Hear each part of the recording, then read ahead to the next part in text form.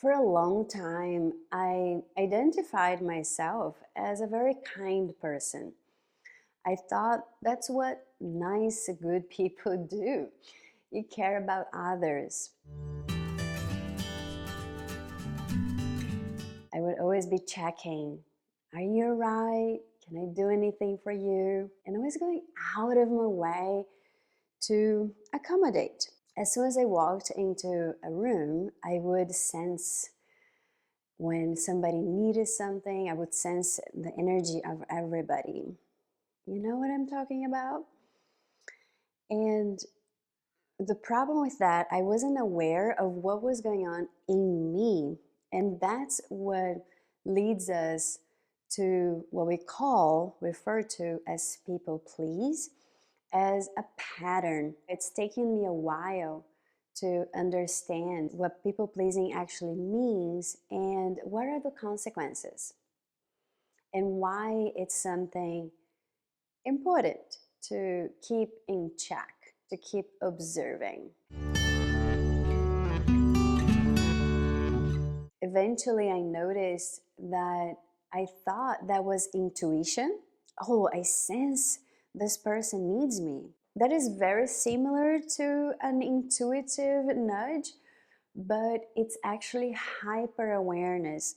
It's actually a protective mechanism built early on when we didn't feel safe, when we were little, and we learned that we needed to know what everybody around us was feeling. The only problem about this is that we can disconnect from what we need, and then we lose balance, we lose touch with what we need, and then we find ourselves drained.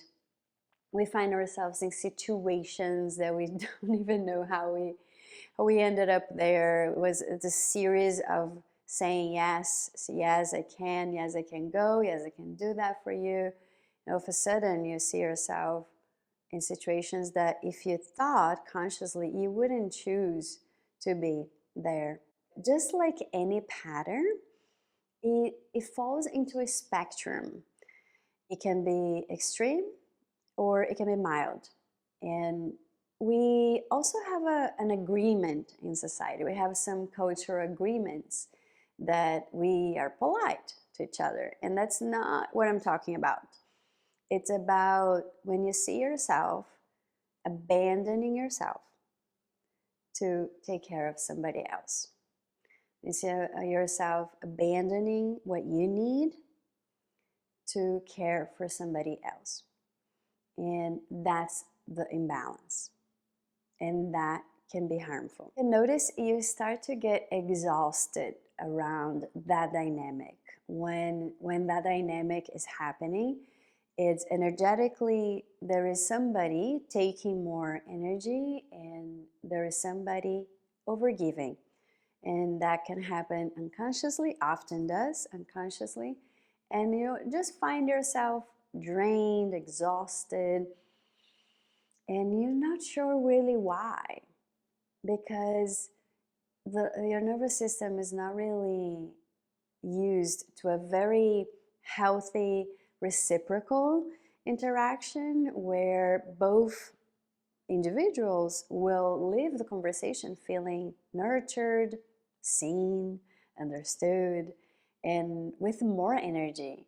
You know, have you had that conversation where wow, I could talk for hours with this person and I don't feel tired?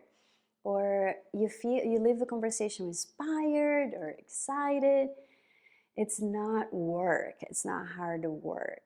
This pattern of people pleasing can be very confusing because on the outside it will look like generosity, like kindness, altruism. Is called a very altruistic person all the time, and I think that kind of acknowledgement or compliment can reinforce the pattern. In fact, an honest criticism can be a contribution to your growth. And as you start to unravel this pattern, my experience as I start to unravel this pattern, I actually I've been welcoming more honest, straightforward interactions than superficial, kind of soothing interactions. The reason why it's happening is because there is not a deep sense of what is taking place in our inner landscape. If you were to sit with yourself and really investigate, you'll see there's a need that you're disconnected from, you're not being able to meet. Because in my case, I didn't learn to explore what I needed. What helped me a lot was to have a reference point of what a reciprocal interaction feels like and what abandoning feels like. And some interactions you're going to just pick up very fast, so that that person, because of their conditionings and their state of mind, they might not be able to connect with you in a reciprocal way. But the most important thing is that you become aware of when that's taking place, so you can make an informed decision and decide not to spend as much time there. By spending more time alone, I started getting to know my needs and how much I have ignored them before. It's innocent, it's just what we default to. We cannot shame ourselves into change, shame ourselves into freedom from this pattern. We can love ourselves into this evolving process of self-understanding that takes patience, kindness, and you can treat yourself with care, patience, that you might give others so easily, so promptly. And is remembering how to care for ourselves and reframing all this background information that you might feel a little selfish by choosing ourselves. We start hearing those voices we heard growing up and whatever belief is coloring the pattern. And it's rewiring, really. So if you think about how much work it would take for you to rewire a whole house, change every wire, every pipe, right? So it's kind of a similar kind of work. Just so you know how much patience it requires, and care and self-love. You can observe when the situation is taking place or when you receive a request. The first thing is to tune into the body and dive down to the body. Notice, how do I feel about this? Does this feel like a yes in my body? Does this feel like a no in my body?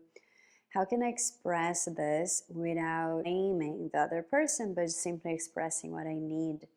In my experience, when the answer is focused on what I need, the response is immediately positive and understanding. We just don't know that yet. So we imagine that as soon as we say no, we're going to have a conflict, or we're going to lose this person's love or appreciation or respect.